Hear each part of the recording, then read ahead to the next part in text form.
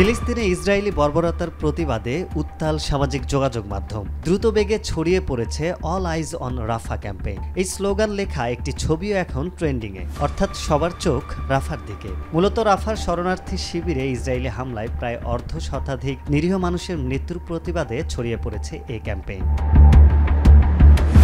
এই প্রতিবাদী প্রচারে যুক্ত হয়েছেন বহু বলিউড তারকারাও। তাদের মধ্যে আছেন কারিনা কাপুর খান, আলিয়া ভাট, প্রিয়াঙ্কা চোপড়া, বরুণ ধাওয়ান সহ আরও অনেকে। ক্যাম্পেইনে যুক্ত হয়ে এই তারকারা বোঝালেন যে তাদের চোখও রাফার দিকে। রাফা ক্যাম্পেইনে অংশ নিয়েও পোস্ট ডিলিট করায় ট্রলের মুখে পড়েছেন জনপ্রিয় অভিনেত্রী মাধুরী দীক্ষিত। ফিলিস্তিনের রাফায় হামলার নিন্দা জানিয়ে আলিয়া ভাট নিজের ইনস্টাগ্রাম অ্যাকাউন্টে লিখেছেন, পৃথিবীর সব শিশুরই নিরাপত্তা ও ভালোবাসা পাওয়ার অধিকার রয়েছে, সবাই শান্তি পাওয়ার অধিকার রাখেন।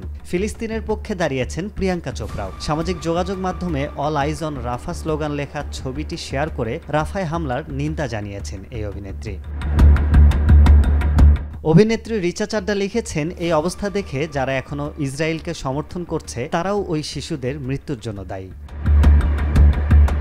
শুধু তাই নয়, প্রতিবাদে যুক্ত হয়েছেন দিয়া মির্জা, সামান্থা রুথ সহ আরও অনেকে। যদিও চাপের মুখে সামাজিক যোগাযোগ মাধ্যমে এই ক্যাম্পেইনের পক্ষে দেয়া পোস্ট সরিয়ে নিচ্ছেন কেউ কেউ।